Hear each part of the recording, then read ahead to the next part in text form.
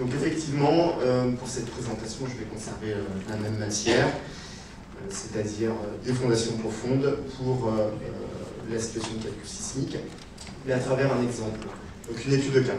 Donc pour cela, je vous propose rapidement de valider des hypothèses géomécaniques auxquelles on adosse des textes sismiques. Ensuite, on verra tout ce qui concerne l'approche, tout ce qui concerne la superstructure et le type de fondation profonde. Ça nous permettra d'arriver après itération, parce qu'il faut, comme le dit Patrick, comme il a rappelé, une adéquation entre les gens du dessus et les gens du dessous, et bien une descente de charge qui permettra d'aboutir au dimensionnement de la fondation profonde. Et enfin, je terminerai sur l'aspect réglementaire et normatif qui vient en fait chapeauter cette étude de cas.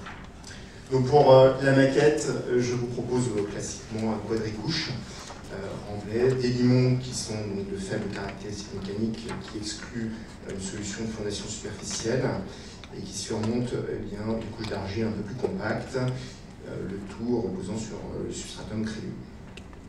Concernant la nappe, bon, j'ai retenu une nappe libre qui circule sur le toit des argiles. Pour l'aspect sismique, je me suis passé donc dans une zone de sismicité 3, ce qui, en référence à la réglementation française, correspond à une accélération horizontale au rocher de 1,1 m². On a besoin très rapidement en fait, de déterminer la classe de sol, donc en référence à la partie 1 de l'Eurocode 8. La difficulté, c'est l'estimation du VS30, qui ne se fait quasiment jamais à partir de mesures directes, mais plutôt sur la base de corrélation. Donc pour la présente application, j'arrive à environ 200 mètres par seconde, soit un sol de classe C. En référence à la partie 5 de l'Eurocode 8, eh bien, les effets cinématiques sont négligeables dans ce type de scénario. Par hypothèse également, je considère que les sols sont ni liquéfiables, on comprend avec la position de la nappe, ni sensibles aux dégradations cycliques. Bon, pour ce qui concerne la superstructure, je proposais en fait un bâtiment de logement ou de bureau de type R+4 avec un niveau de sous-sol. Donc en référence à la réglementation française, eh bien, on a un bâtiment de catégorie d'importance 2, ce qui ne modifie pas en fait l'accélération horizontale au rocher. AG fois AGA fois gamma 1. Dans ce cas-là, on maintient le 1,1 m². Pour l'accélération verticale, dans ce type de contexte, elle représente 90% de l'accélération horizontale, soit environ 1 m².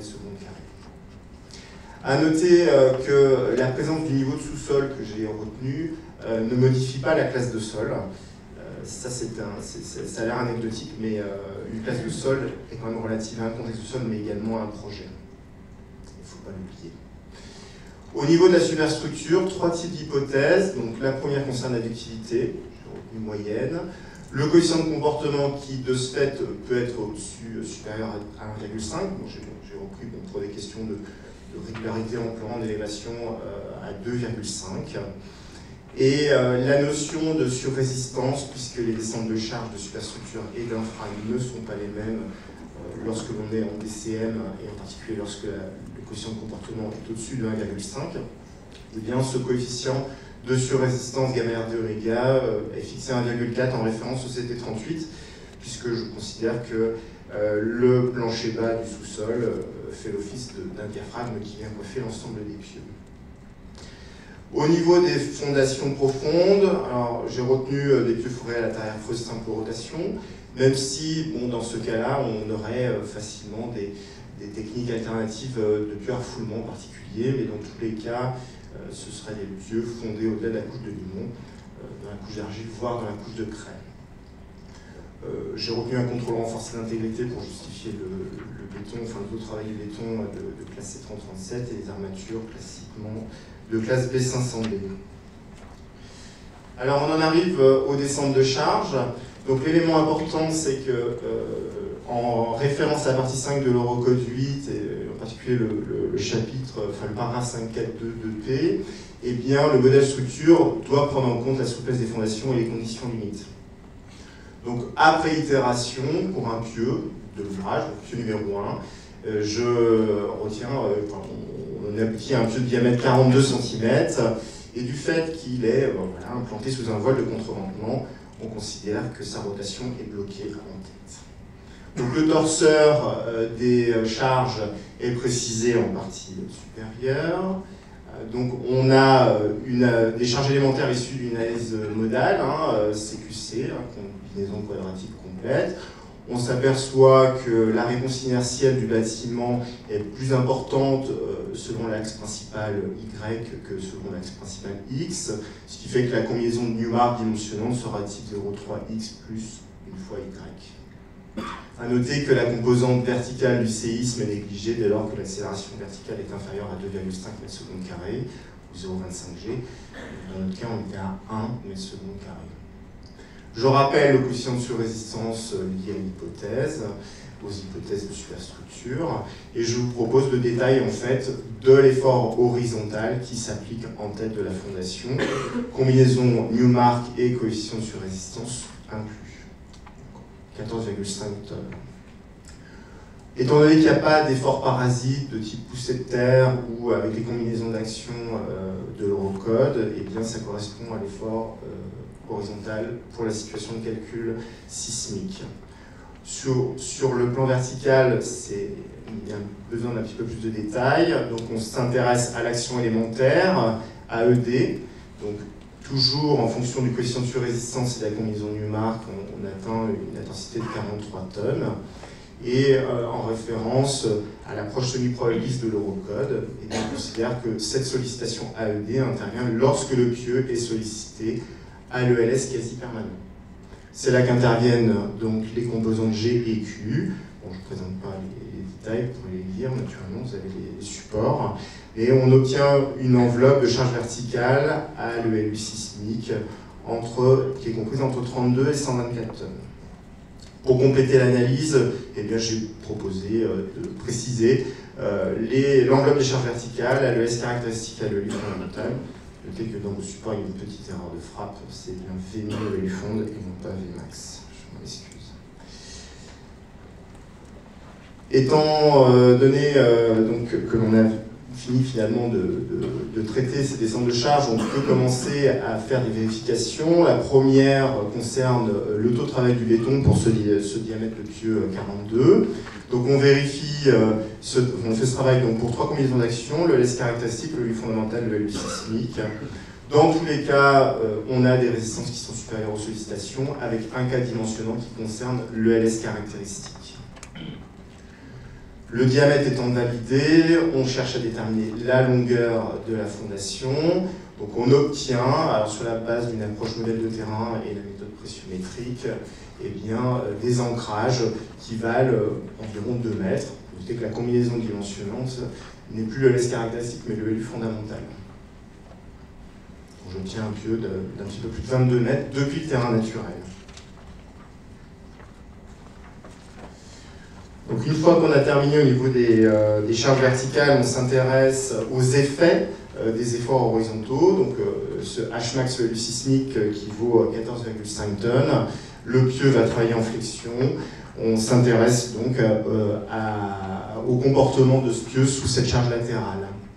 Donc à noter que la présence du sous-sol fait que l'on terrasse ces remblais et donc la réponse, la modélisation frontale se fera dans la couche de limon, dont l'épaisseur résiduelle est de l'ordre de 7 mètres, une fois que j'ai fini mon terrassement. En termes de longueur de transfert, donc, qui est le résultat, on passe par l'intermédiaire du module linéique, qui tient compte de la brièveté de l'action. Dans le cas du C38, on majore par 3 la formule classique, 12 EM sur 4 tiers, etc. On obtient une longueur de transfert de l'ordre de 1,5 m.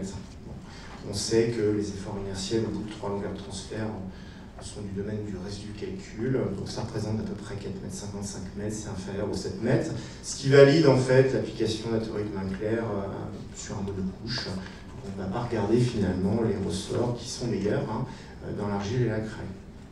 Donc je rappelle que le pieu, par hypothèse, est implanté sous un vol de contre-lentement, rotation bloquée en tête de pieu, fait qu'on a une allure en fait de la courbe de moment, avec un moment négatif en tête, et puis en termes de conditions d'appui, bien, on a un déplacement horizontal, mais on a un maintien de l'angle droit, la rotation est bloquée.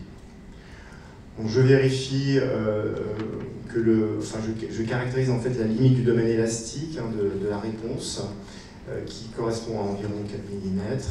Bon, sous la sollicitation, on obtient un déplacement plutôt de l'ordre de 2 mm, ce qui permet de valider la formule issue de la théorie de Winkler de 0,5 T0L0 pour caractériser en fait le moment maxi en valeur absolue qui vaut 11 tonnes-mètres. C'est ainsi qu'on peut s'attacher à vérifier le ferraillage du pieu. Alors, c'est une démarche de vérification que je propose, hein, c'est le métier de contrôleur technique. Je suis parti en fait des dispositions constructives du cahier 38, qui dans la présente application nous conduit à prévoir en zone spécifique haute, hein, c'est-à-dire en gros sur le premier mètre, un HA8 au pas de 11 cm. Bon, l'équilibre permet, la mise en place de ces armatures permet d'obtenir une valeur de résistance de 16 tonnes supérieure à la sollicitation. Donc, ça me va très bien. Au niveau des armatures longitudinales, donc en référence aux normes d'exécution, nous prévoyons, dans le cadre du CD38, de doubler finalement le ferraillage minimum. Bon, je rappelle que l'enveloppe des charges verticales est comprise entre 32 et 124 tonnes, ce qui permet d'avoir en fait un moment résistant de l'ordre de 12 à 13 tonnes-mètres. La sollicitation étant de 11, pareil, on vérifie que la sollicitation est inférieure à la résistance. Au-delà de la zone spécifique, c'est-à-dire dans ce qu'on appelle la zone courante, c'est l'analyse des courbes de moment et des forts tranchants qui est importante pour vérifier les sollicitations. Bon, les sollicitations résiduelles sont toujours inférieures ou égales à 20% des sollicitations maximales, ce qui nous permet de façon aisée de vérifier en fait les dispositions constructives prévues par le CD38. Donc du HA8 au pas tous les 17 cm et les 6 HA14 qui correspondent finalement aux définitions de la norme d'exécution. Pour ce qui concerne la longueur de la cage d'armature, pour un sol de classe C avec une zone de sismicité 3 et une ductilité moyenne, la longueur proposée est de 15 mètres.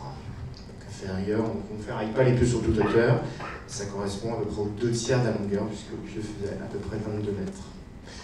Donc je tiens quand même à souligner qu'il est intéressant de remarquer que les dispositions du CD38 sont particulièrement bien adaptées aux sollicitations internes que subissent les pieux dont la rotation est bloquée en tête. Ça, c'est pas anodin, parce qu'on estime que la vulnérabilité est plus importante pour les éléments qui sont situés sous les éléments de contreventement. Et donc, on a tenu à ce que les dispositions constructives soient adaptées. Bon, voilà, je termine cette présentation en vous rappelant les aspects réglementaires et normatifs, ce qui a été présenté déjà par Patrick, mais ça ne mange pas de pain. Donc, le volet réglementaire s'appuie en France sur 2 décrets, un arrêté. Et puis pour le volet de la conception, ça devient un petit peu plus compliqué puisqu'il y a toute l'architecture des eurocodes, les fascicules de documentation et puis les normes d'exécution. C'est pour ça que pour guider les ingénieurs français en particulier, le cahier 38 pour la conception et le dimensionnement est fortement utile. Voilà, je vous remercie pour votre attention.